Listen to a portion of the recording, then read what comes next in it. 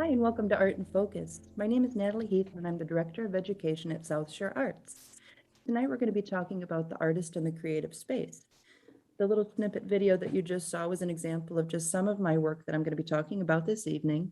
And I hope to be able to give you a little bit of insight about my just kind of my artistic experience from a very young age to now, and how my very varying a lot of different studios have impacted the kind of work that I make. The creative space has given me a lot of confidence to do a lot of things I never thought possible. A creative space is a space to learn, a place where you can grow through support and allows you to have room for change and develop a new skill set. Having a dedicated space to create art and to surround ourselves with inspiration as we change is really beneficial to artistic growth. I want to specify tonight that there's no right or wrong way to create art. There's not a right or a wrong place or space to create art. And I think that most artists could agree that accepting the fact that that is going to always be an ongoing process of what your needs are to create. Sometimes you might need it to be completely Spartan. Other times you might need to be completely enveloped by things that inspire you, challenge you, and make you want to create. Our passions, our influences, and forever changing successes and fears drive how we all personally operate. And I believe that starts from very early childhood on. I really like this little Venn diagram here about practice and play and how it comes together to make art. Tonight, I'm also going to be introducing you to Cara Schmitt, who is the studio coordinator and wonderful art studio manager that just facilitates the learning environment at South Shore Arts. Her background is in interior design. She's a mother, she's a homeschooler, she's an artist, and all of those things come together to really help her to figure out what the needs of the studio are to benefit our artists. I want to say now, I just kind of want to throw this question out for anybody who wants to comment. What type of creative environment speaks to you the most? And have you noticed as an artist if your opinion of that has changed over time?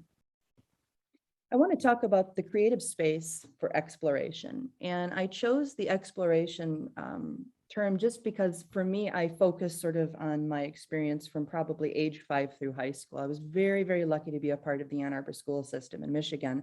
And because of that, I was always exposed to just so much culture and variety, and just a really solid group of old hippies that just believed in every kid that came across their path and gave them the opportunity for their curiosity to flourish.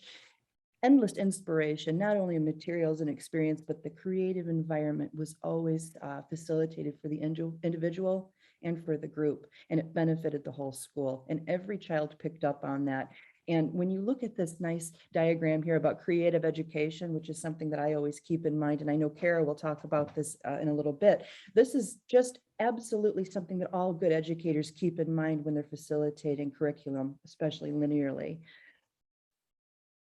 Trial and error also on here. I'm going to circle that right now. I think all of us as artists can agree that that's something that is definitely part of the learning experience. And it's impacted my art, and it's helped me gain confidence in the process. A creative space for collaboration is something else that I want to discuss this evening. And I really believe firmly, and I want to thank all of my high school teachers back at Huron High School in Ann Arbor in my career art classes who really prepared me for the next step. Because when I think about my creative space for collaboration, first I was exploring and discovering, and then I started to collaborate and learn what that meant. And it's not always easy too, especially when you're 19 in art school for the first time and so many personalities are clashing. You take things personally. I believe that all creative spaces and experience can exist and work together. I think these dichotomies are most successful, especially when we know that we just need to allow for that chaos. And something I want to share with all of you tonight, and I'm sure some of you have had this experience. I went to the School of the Art Institute of Chicago, and when I was there, I experienced so many different varieties of creative spaces. It depended on what department you were in. If you were in the high rise, in the painting and drawing studios with the tall windows and the rumbling of the L under you, or you were in the digital art studios on Michigan Ave and it felt a little bit fancy, or you might be in the catacombs of the sculpture department all the way on Columbus Drive. And either way, you would just feel so special and at home in those little creative spaces because your teacher, your community, you all came together. Not all of us could appreciate the critique. It's a skill set. I think we all know that we have to learn over time. And something I wanted to discuss tonight about the idea of collaboration and the need to build this skill set through confidence, especially in regards to teen artists. At South Shore Arts, we have a teen arts board, and it's going to be starting again in January. Our teen arts board is a completely teen-led and professionally guided teen cohort of creators, and we meet once a month in at the Center for Visual and Performing Arts. And like I said, we're going to start again in January. And I just really think that my experience in high school with the career art that kind of guided me to the next step will really offer teens the opportunity to experience a lot of different creative spaces and activities like studio art practice and critique, portfolio building, hands-on gallery and exhibit curation, and working under the guidance of local and professional artists. How can you go wrong? This slide here, I wanted just to kind of give a little example to talk about some of my background and kind of describe some of the classes that I flourished in. I absolutely loved my natural history illustration. And the creative space for that was mostly the Field Museum in Chicago. I spent a whole lot of time there in the quiet with my headphones on. I think it was in the late 90s, so the headphones were about this size and everything was really quiet. And I was able to learn from life in just a different way. The last creative space that I wanted to mention tonight is a space that would cleanse the mind. There's a lot of information here, and my hope is that I can maybe relate to you some of my experience in the type of spaces that I've found to be the most cohesive when it comes to creating for me. And I have to say they've changed a lot. The elementary classroom to the very well-rounded high school art classroom to art school. Now I've got more of a home art space. And as privileged as that is to be able to have access to a home space, it can be a little bit daunting. And so a question I'd have for anybody listening tonight that might want to comment in the comment box is, have you ever had too much self-reflection? Has that ever impacted your art? Self-reflection breeds awareness, analysis, and self-regulation. These are skills that artists need, the building blocks that are necessary for us to get to the next step of understanding, whether it's an artistic skill or if it's just kind of understanding our process. On the back end of last week's or 2 weeks ago's Art in Focus, where we talked about environmental art and kind of the back and forth relationship of bringing the outside in when we make art, or if we're outside, bringing the inside out for comfort. I don't think all artists necessarily follow this rule, but I can say for me that I find a lot of, not benefit, but a lot of comfort in having items around me, not only to surround me while I create, but also as themes throughout my art where I bring the outside in. I think that that helps me to be able to develop that sacred space. And so what you can see right here, and I'm going to circle around it with my cursor, I hope you can see that, that is my journey has taken me from painting and drawing, Japanese art history, ceramics, and a variety of things, art dowel construction. But something that I've been working on the last couple of years has been some of my dioramas. And they are miniature worlds. It's a way to control. It's a way to create a tiny creative space because I have these dioramas placed all around my home. And they all have lighting components. Some of them you can crank up and play like a music box. But what's really lovely about it is I'm creating my own environment. Not just in my studio where I create, but I'm bringing those things out. This lovely slide here is just some ways that I bring the indoors out and the outdoors in. On the right side of the slide, those are just some examples of my beautiful yard in the summertime. My husband and I take a ton of pride in being able to bring a lot of beauty to our corner. When we're in the house, sometimes during the summer, we're like, we really should be outside. It's gorgeous out there. We do that a lot. And then on the left side, you'll see where these are actually, I wish I had better photos of them. I'm sorry that I don't. They are small dioramas. Some of them are only maybe 5 by 7, and they are topographical, and they have water components. Sometimes they have flowing water to give them a little bit of motion. But they're also a little bit surreal based on a series I was doing based on my dreams. And yes, these sunflowers, by the way, were over 12 feet tall. They were amazing. Oh, I could not. I would be remiss if I didn't mention this fella here. I don't know how many of you locally grew up watching the Canadian broadcast channel. I grew up in, like I said, in Southeast Lower Michigan, where we had access to a lot of Canadian TV, a lot of French Canadian TV, and a lot of things that just were really great, but just seemed a little off. That's where and I find that area right there where things are kind of really lovely, but just kind of strange. That's where I really, really thrive. I love that kind of art. I loved things with primary colors. I really, really loved claymation. And Mr. Dress Up here, Ernie Coombs, he was part of the Canadian broadcast channel for 30, 40 years by the time I even started to watch him. My mom did too.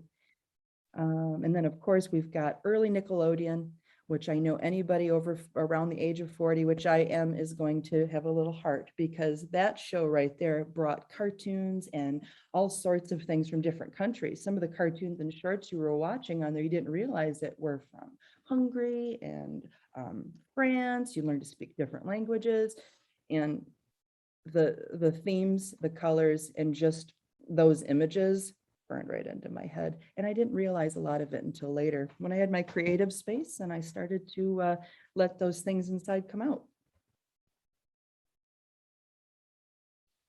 Okay, so here's an example, and any of you, again, who know Ernie Coombs, Mr. Dress Up, will recognize, and any fans of the show Schitt's Creek will remember the old tickle trunk. And Ernie Coombs, Mr. Dress Up, he was a gentleman that would come on every day and he would teach you an art lesson, very crafty, scissors. He taught you how to use scissors. It was really basic. But part of his studio there were these wood panel walls with these shelves that I remember just staring at and being enamored with it. Those little perfect little items, I wanted them all. And so now here on the right-hand side, in my own home, I have been able, luckily I have a house with wood paneling in it, and I'm going to go ahead and admit it, except for mine's real, and I don't think Mr. Dresshouse was. But this is how I inspire myself. I see the things that I love, and I'm lucky to be able to surround myself with them. I want to talk just for a moment briefly about my dollhouse miniatures, 1/12 scale. And for those of you who are unfamiliar, just picture anything a Barbie doll might use. I started a few years ago to kind of need a little bit more creative control. I needed to be able to work a little bit neat. I needed to have a little bit of order, and it really came out in making miniatures. I didn't set out to make miniatures. I just found the act of doing it very, very therapeutic. And at that time too, we had just moved to our new house, and my studio for the first time ever was absolutely spotless. And it really promoted this type of art. And I did it for a couple years, very, very consistently. And also in February, there will be an Art and Focus completely dedicated to dollhouse miniatures, where Darren Scalia, who was on the biggest little Christmas showdown on HGTV, I'm hoping is going to be able to join us and share some of his really meticulous stuff. I did have I just wanted to share with you, I did have a custom order once to make 250 miniature, and you can see the penny right here for scale, miniature Fisher-Price phones. It was a lot of fun, but I never want to make a single one again. The opposite of the creative space that I created that was completely neat and meticulous, this image that you see here is what happens when I decide to do the complete opposite, and I throw all caution to the wind and I surround myself what I've created. And I'll tell you what, sometimes the walls do close in on you. It's lovely to be able to look around and have this inspiration, but sometimes it can be too much. And I'm not complaining. I wanted to share this with you tonight because I'm about ready to show you just a small presentation of some of the work that I've been working on about for the last 5 years. And it's just a culmination of, like I mentioned, the benefits and all the things that I've learned about the creative space. What I do to facilitate that for myself definitely 1000% translates into how I facilitate experiences for my students. Because I just think it's endlessly beneficial. The themes throughout my artwork run the gamut from, like I said, there's something very appealing about that. It's just about to be kind of off. Something about it just looks kind of different. So while you might look at some of my work and think, oh, that's adorable, there's going to be something about it that I think might make you kind of think. Please enjoy. Oh, I wanted to ask anybody, is it possible to be surrounded too much by your own creations? And every time I watch Beetlejuice and she gets completely closed in by her own sculptures, I can totally relate.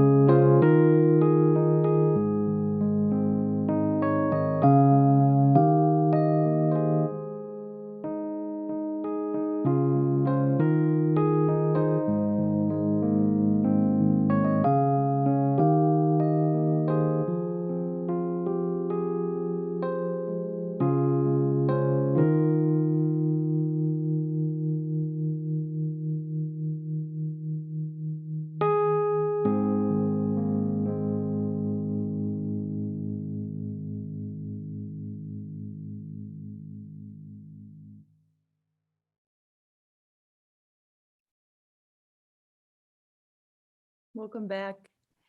I wanted to share those videos with you and just kind of preface it and sometimes you know how you don't recognize things. Oops, sorry, Cara.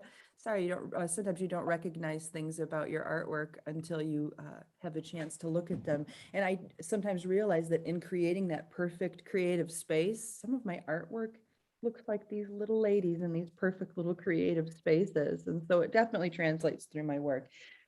I'd love to be able to introduce to you tonight Cara Schmitt, the studio coordinator at South Shore Arts. She's here tonight to talk about her experiences with the creative classroom and how all of her experience with, and she's going to talk about her background with interior design and a litany of wonderful things that she does to bring all the magic, order, care, and love to our studios at South Shore Arts. Cara, the floor is yours, my friend.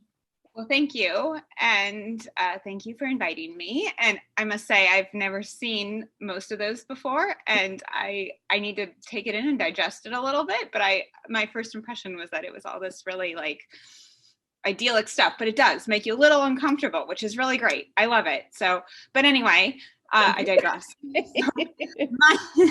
I will say this, I'll interrupt you for this because it's funny. So it's a local thing, hunt and gather here, and I'll have a booth once in a while. And a friend of mine always says that people will come walking by my booth and either go, "Ooh," or they go, "Ooh," and they just keep walking. So there you go. It's all yours. Go for it. Really all the same, really. Anyway, so my name, as Natalie said, my name is Cara Schmitt, and I am the program coordinator here at South Shore Arts, and I am really excited to be here. I am going to tell you a little bit about my creative journey and my training and how it impacts the way I do my job here at South Shore and the way I basically view life. So, all right, Natalie, next slide. Okay. Well, I didn't go as early as Natalie. Hey. But I'd say like sorry. All right. I attended Louisiana State University in Baton Rouge. I graduated in the class of 2010, earning my Bachelor of Interior Design with a minor in English and Fine Arts. My time in my design studios was often spent focused on developing projects centered around historic preservation and green design. And I actually earned my LEED accreditation while I was there, which is something I was super proud of. A lot of people think that interior design is really just choosing paint colors and arranging pillows. And while that's part of it, it's much more about the human experience. So I am going to borrow the definition from Wikipedia here and share it with you. But interior design is the art and science of enhancing the interior of a building to achieve a healthier and more aesthetically pleasing environment for the people who use the space. Do you find when you talk about green architecture and green spaces that you do you have a lot of experience with bringing the outside in? Well, yes and no. So, I mean, green design generally means like building with a smaller footprint or like using more sustainable materials. Gotcha. And so that's not necessarily bringing the outside in, but I think oftentimes that does happen. And like it's been a long time since I've been in college now, but I remember like green roofs and there were interior gardens because that all helped with like climate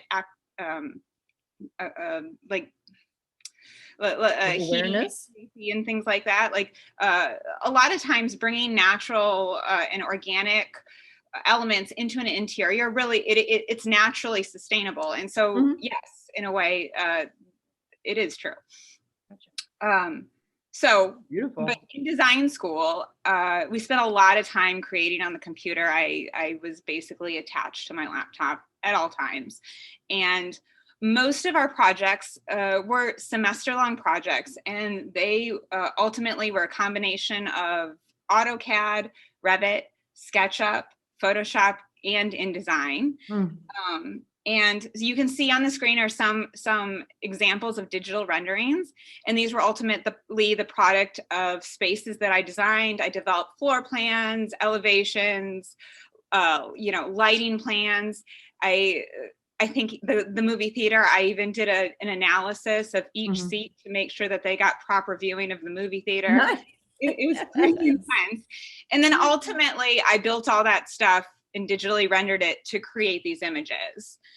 I think very nice space. Oh, well, thank you. But they only exist in my head, but well, you never know. Have you done any research about linear, they call it linear architecture or linear space, where it's images of, you go into rooms, they're beautifully decorated, but all the transitional spaces and buildings tend to be kind of empty and void of any personality, and that makes them look surreal. Have you heard about this? Not directly, but I mean, it sounds like a familiar concept, and I think we've all thought it. in an architectural like in an architectural context, that's what I would think of exactly. So, but yeah, but it is interesting, and you do think about when you walk into a space, how do you feel when it's empty versus how do you feel when it's full of texture and color and space? And these are all things that we studied. But I think going back, but I think what I learned, the most powerful thing I learned when I was in design school, is I really learned to see the modern world, the concrete jungle, if you will, it's a series of choices. And I spent a lot of time pondering, what can we do to make our lives more pleasant by making our surroundings both equally aesthetically and functionally pleasing, and how can that improve our lives? And do you see how that translates into the creative space that you're providing at South Shore Arts in the classrooms when it comes to facilitating Absolutely. down to being able to have a chair and perfect viewing of the demo area, right? Exactly. Okay. Yeah. All right. Well, let's move on to the next slide. Oh, wait. Can we go back? I'm sorry. Yes. So. Technical. Oh, perfect. Oh, that was a fancy slide. We'll go back. Hold on. All right. One Sorry. more. There we go. Okay. So also, like, in addition to the computer creations, I spent a lot of time in art studios. I got my minor was in fine arts. I had, I was a creative powerhouse. I didn't even realize it, but I took advantage of a lot of the art classes. I got to try tons of techniques, tons of different, materials. That's not a good term, but I was really lucky, and I took advantage of all the opportunities while I was there. I will say all those, it was a long time ago, so I can't find that many pictures, but I did fall in love with paint. Our college pictures. What? Of our college. I feel like I couldn't find any pictures of my studio in college. I looked everywhere. Oh, I had to have like a whole portfolio online. It was crazy. But anyway, I really fell in love with oil painting. And that was really my art class, my painting class was really my happy place. So these are just some examples of things that I did there. So anyway, now we can go back to the fancy slide. Okay. All right. So once I graduated, I went on to become a commercial interior designer at a architecture firm. Okay.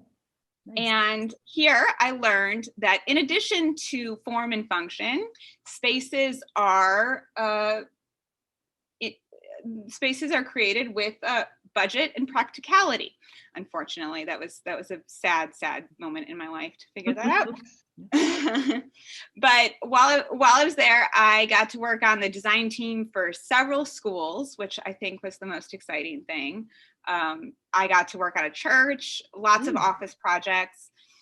These two renderings are images from those projects. The one to the left is a media center at a high school. This project did get built and is in real life existence today. And the image to the left, the image to the right is a security headquarters for the office campus of a insurance building. This one, I don't think it ever made it past the conceptual stage. But they're just examples of some things that I worked on in the real world.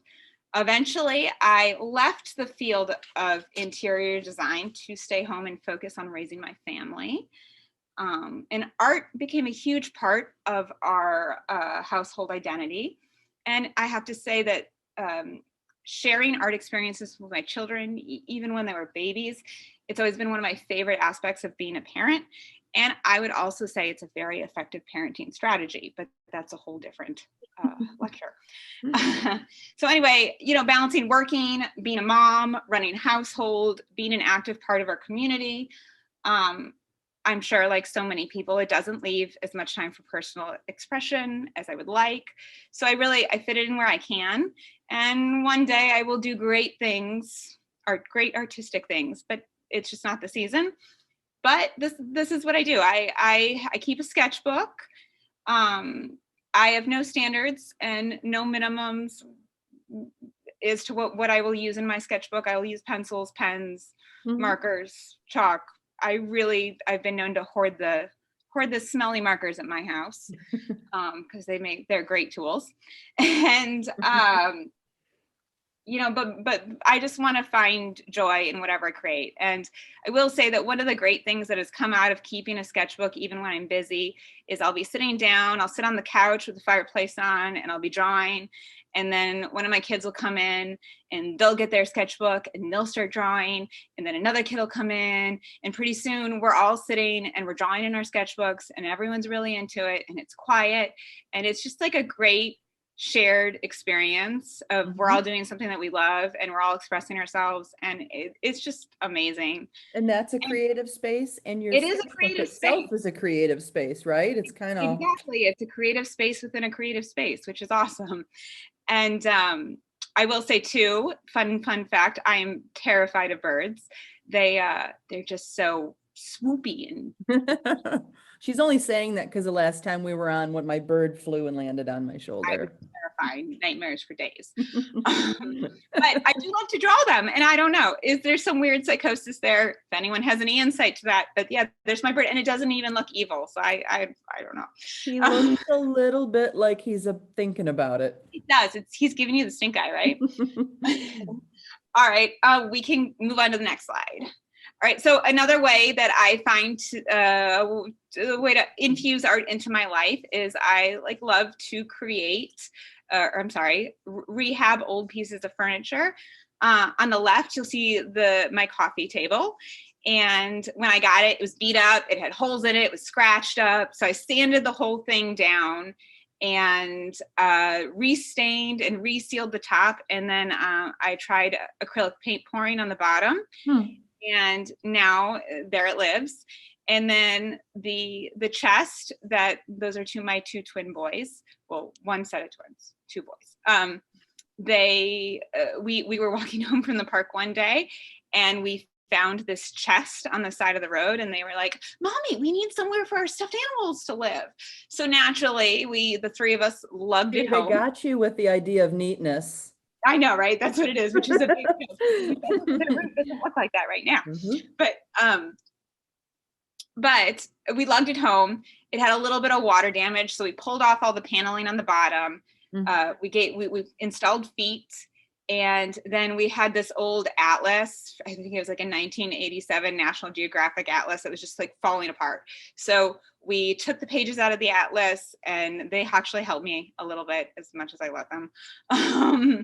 And we adhered them to it and sealed it. And actually, all the pages that are significantly placed, they're all places that have meaning to us, places that we've lived, or places that we've been on vacation, or places that our loved ones live.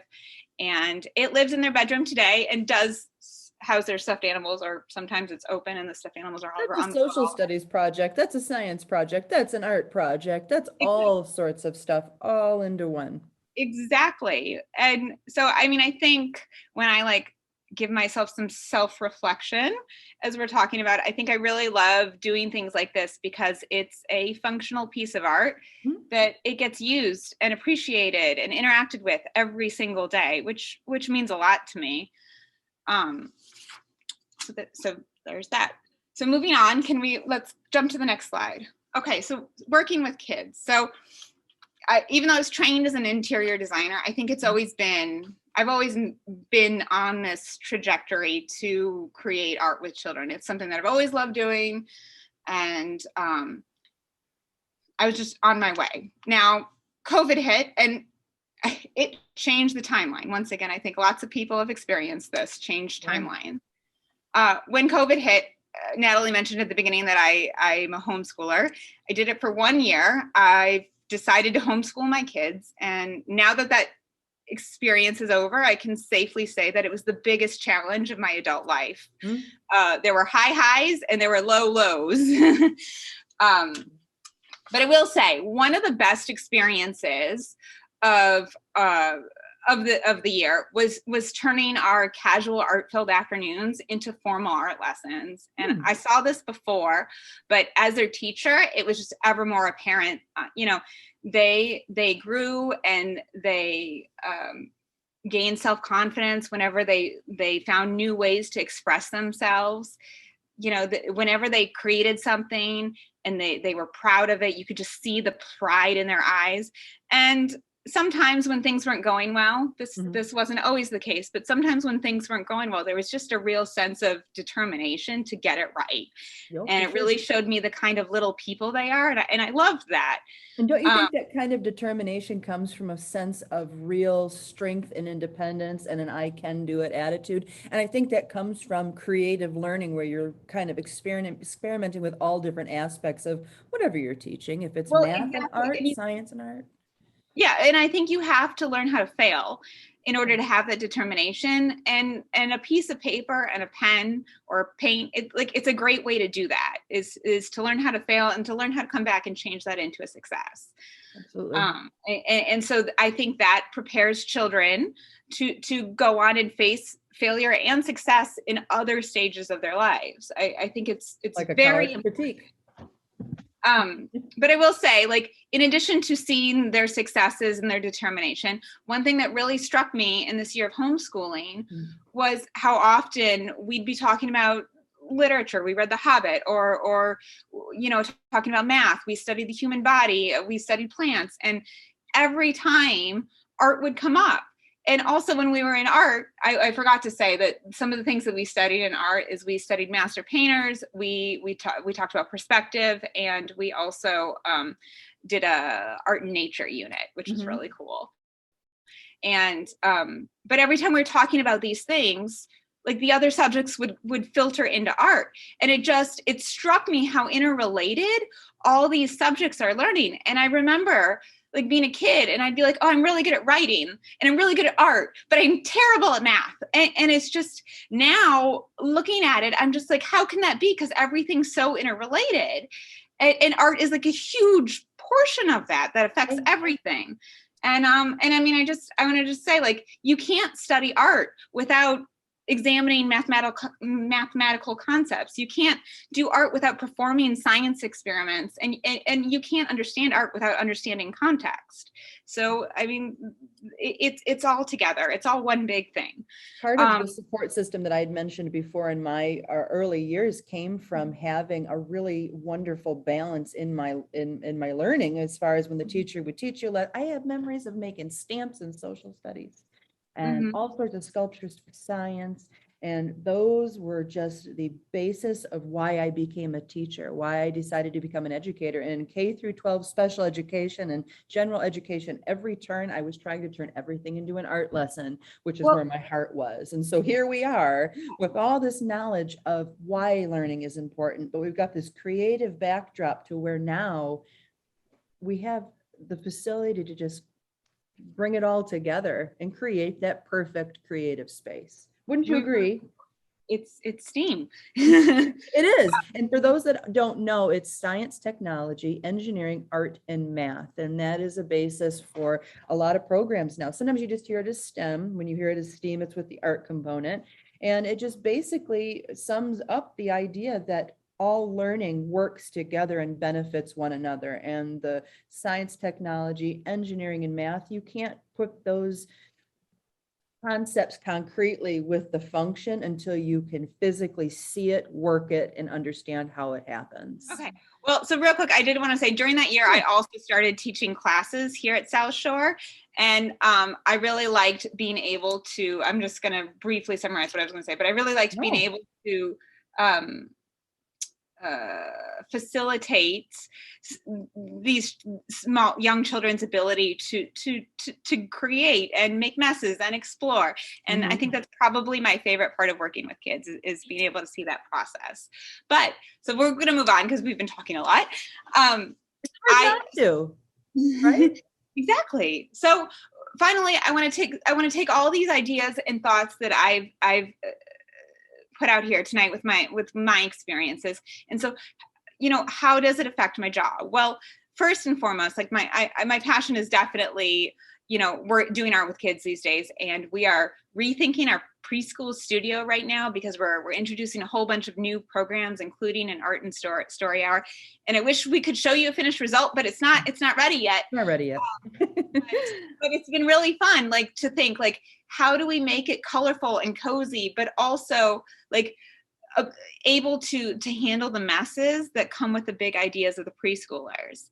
Yep. And so that's a fun project. And then just, when I'm here, on the days that I'm here, I think it's sort of my job to clean up sometimes, but I never think of it that way. Like I never think of like walking into a studio and thinking, okay, like I'm gonna wipe down the counters, I'm gonna tidy the cabinets. But it's really more of what the question is like, and maybe this is maybe dramatic, or maybe this is my training, I don't know, but what do I need to do to give this space the ability to maximize creativity for the users and the users, the teachers and the students, anyone that walks in. And I mean, obviously, students need a clean, organized space. They need easy access to supplies, but they also need inspiration and creativity and space for creativity. And it's all a balance. And I'm learning very quickly that it's not like a mathematical problem where there's one answer. Like what you need for inspiration, it changes, and it changes with the user, it changes with the person. And collaboration is a huge part, as Natalie was saying. So I'm still figuring out the answer, and I don't think I ever will, truly. But let's move on. That's part of the growing process, and just not even the growing process, just the process of being an artist. Just got to roll with it, and having a space that you can go in that is clean, is orderly, is organized to be functional, and also is just, our teachers are the best, and they really do provide really nice individual and group experiences. And it's just only made better by the fact that our studio space are so welcoming. Definitely. So thanks, Cara. So let's talk a little bit about famous artists in the studios, and something I want to be able to bring to each of our art and focus, just to kind of round them out a little bit, is to talk about, excuse me while I move my camera out of the way here so I can read my words. Thank you. I wanted to talk a little bit about artists that we might recognize, some that you might not, just to introduce you to those that are new. I think it's always important to talk about the old and the new. And I would like anybody in the comment box, I don't know, do you know who this is? Just off top of your head here? I know who it is. Do you? Good. Yes. Yes. Who is it? It's Monet, right? It is Monet. Okay, And I didn't put his name on there just because I like to trick people and make sure they're on their toes. You should know Monet, and it just shows, I love learning about Monet because he started out very, very poor, and he ended up with this palatial estate in Giverny, France, and has a beautiful studio that you can still visit. And he created, and I always love to see studios with walls that are draped with fabric, because I can just see the artist's process of saying, I need to be able to focus, but sometimes things are too much. But he, the outside, inside, and juxtapose themes to inspire and motivate. I love that part of his creative space early in life was on a little tiny houseboat that he and his wife would ride in, the size of, I think, probably like, I don't know, a little dinghy, but it had a little houseboat on it. So that was his creative space. You can see a wide variety of spaces and inspiration. No artist is the same, and their needs are forever in flux. In the artist studio, you can usually see the evolution of how their studio and work as they struggled or flourished. Artist studios, when they're young, look sometimes a lot different when they're older. Different art, different time. Some of the consistent themes throughout are order and disarray, occasionally representative of the artist's style, or sometimes out of necessity. Kind of like what I was talking about a little bit before with my miniatures and some of my art dolls. So you get a little meticulous. This is Yanima Piccoli, and he was not actually well known until the late 80s. He's an Aboriginal artist, and he passed away a couple years ago. He's also known as Tommy Watson, and this piece right here is called Wipu, which is a bird. Tommy Watson, he was a nomad for a really, really long time, a creative nomad, and he painted with acrylics, and his creative space was actually out in the Red Rocks. And so not only is his artwork representative of the space, but also the colors. He obviously sees the blue of the sky, the nature within, and the red and the yellows and the oranges of the stone. And I think that working outside is just as valuable as inside.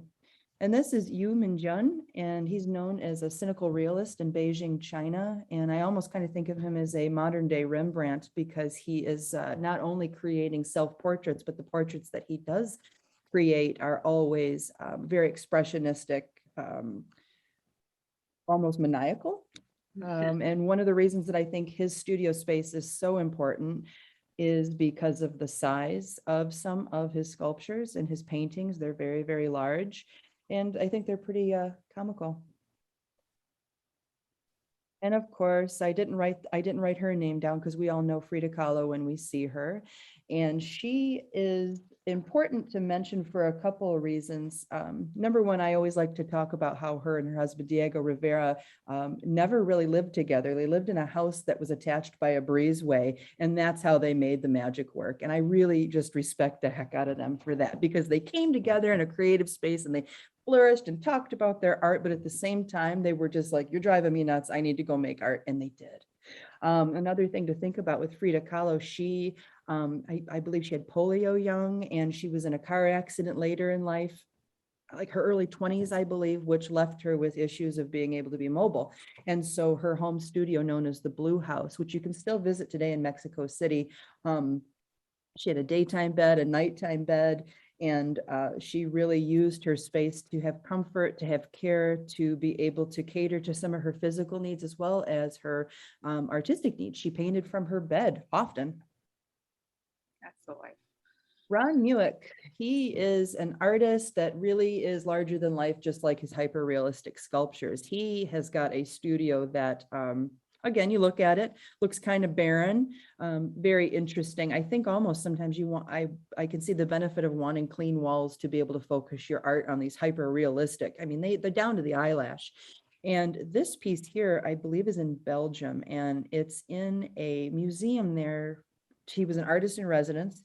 He, over, gosh, a year period, built the Boy sculpture in 1999. And Boy, here on the right, he lives there, actually. And there that's his permanent space. And so you can go visit him, but you can see just kind of the scale. That's not something that I could do sitting in my little studio.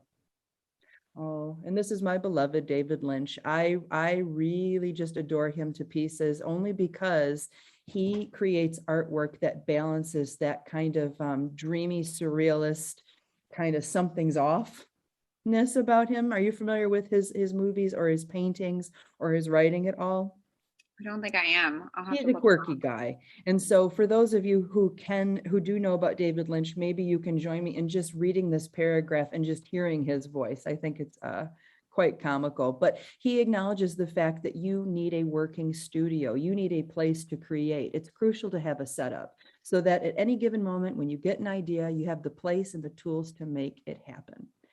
And the juxtaposition, I believe, in his studios is you've got this kind of industrial, dirty, gritty artwork in this kind of warehouse setting. And then the contrast comes from this quaint man who really, even though the artwork that he produces is so bizarre sometimes, he really is just a tenderoni. So he actually is art himself. And he's the contrast that just keeps it going. I think he's just fabulous. That's his creative space.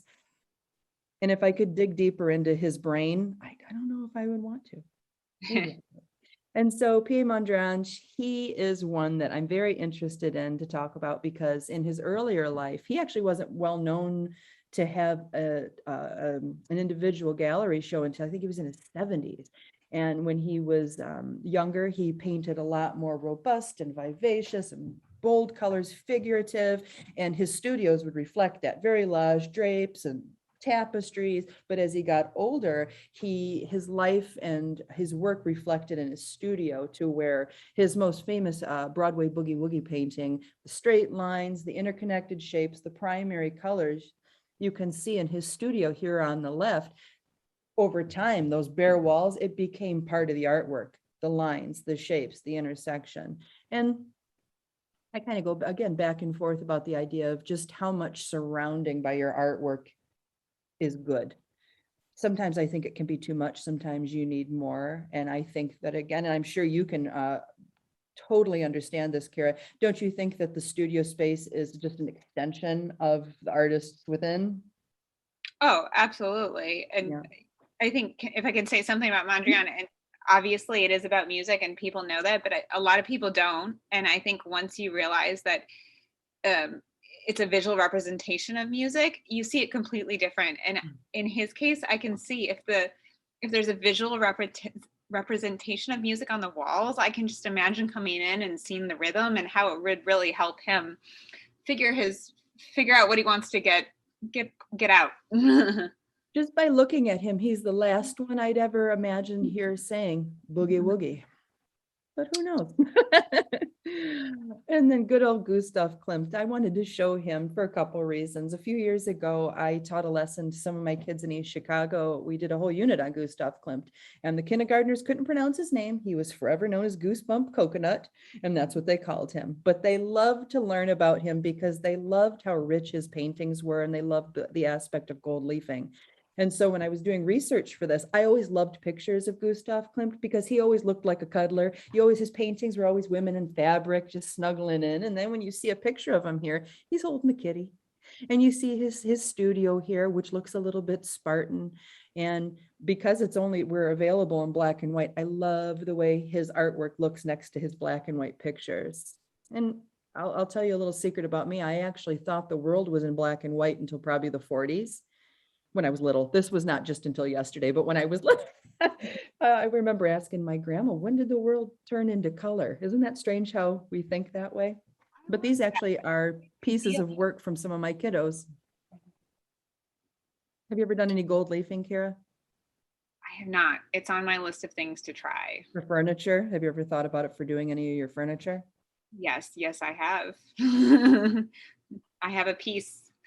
Do you? How Megadesk. Let me ask you this. Do you know anything about Chuck Close? I know very little. I know only the basics, but he's super cool, and I like that He is. He's an interpretation. important guy to know, and occasionally you can catch him at the Chicago Museum of Modern Art, and his pictures are big. And he actually is another artist, and I didn't know he passed away from COVID this last summer. It just happened, but he had some kind of infection in his spine, left him a paraplegic, and so he did a lot of his artwork with an assistant. And he works on a grid, and each grid is kind of like a little surreal tile that, when it comes together, it forms these pictures of various things, mostly large scale faces. And his studio was made for him to be able to create. Sometimes he would tuck a stick in his armpit and kind of like lean into it to make the mark, but everything was at levels where he worked. And so I think that the whole idea of having a creative space that meets the needs of people who, need assistance is super duper important. It is. And what amazing work. Yeah, very. And so I wanted to just kind of talk about this briefly because I had played a little bit of my digital work. I always talk to my students about this, and it's so important when we talk about creating the creative space, because getting up, moving, not only to create your art, but to get up and move away from your art is key. You got to get up and move. And most people don't realize it, but even when you are doing figure drawing or still life illustration, you are only you can engage your whole body. I had a teacher in college who would tape a 2x4 to your arm so you could stand, and you would have to, not a 2x4, a ruler, what am I trying to say? A 3-foot ruler to your arm. Anyway, but it kept your body straight to where you were engaging your core, your whole arm. So we're all starting to work. Huh? I said, that's a fun exercise. So. You know what? Your drawings never looked really great, but you got the idea of it. And I just wanted to say, I wanted to ask anybody in the audience if they wanted just to give me a thumbs up to say whether or not they sit like a cashew. There's a new thing happening where the studio is getting smaller, because if we're working digitally, a lot of times most of us can work on our tablet really, really small, where what's happening is we're sitting down low, we're sitting by ourselves, and the only parts of our body moving are just the bottoms of our wrists and the tips of our fingers. And so I think this kind of takes away the important need to have a separate space. And when you are working digitally, it's like it's always with you. And then I put on here, does your space allow you to move freely? Do you need to move and expel energy to stay focused? Do you think you do? Well, Can I just ask, do you think the computer can't be a space within itself? I mean, maybe it's metaphorical, but it's still a space, is it not? Well, I would say that, based on the artwork that I have had shown, sometimes I'm creating these universes and I'm finding so much success. I have to tell you that doing the digital animations, I'm getting so much satisfaction with that because I can do so much. I can take the 2D, make it 3D, make it move, give it a 4D component with a little bit of music to it. And man, oh man, I've just created this perfect little environment on the screen that I can just watch all the time. Well, And I and do. you can do it outside if you want. You know what? You just blew my mind. You're absolutely right. I'm no longer going to feel limited like I did just a few minutes ago by my digital artist studio, because you're right. You can do it anywhere. So You just blew my mind. do my best. So to wrap up tonight, the artist in the creative space. Creative spaces are an integral part of becoming an artist. Practice, support, and environment are key aspects of any successful art studio, be it individual workspace or a community creative classroom. Having a dedicated space to create art and to surround ourselves with inspiration as we change is beneficial in one's artistic growth. Thank you for being with us tonight. If you'd like to learn more about our programs or studios, please visit our website at southshoreartsonline.com. Thank you, Cara. And is there anything you'd like to add? Well, no, I think this has brought a lot of things to think about, and I'm definitely going to go home and pick out a corner that's just going to be for me to create now. So I love it. Thank you very much, ladies and gentlemen. Have a great night. Stay creative. And I am going to leave the screen up for you for a couple minutes for those of you who would like to learn a little bit more about our Teen Arts Board. Take care, everybody. Have a great night. Bye-bye, Cara. bye.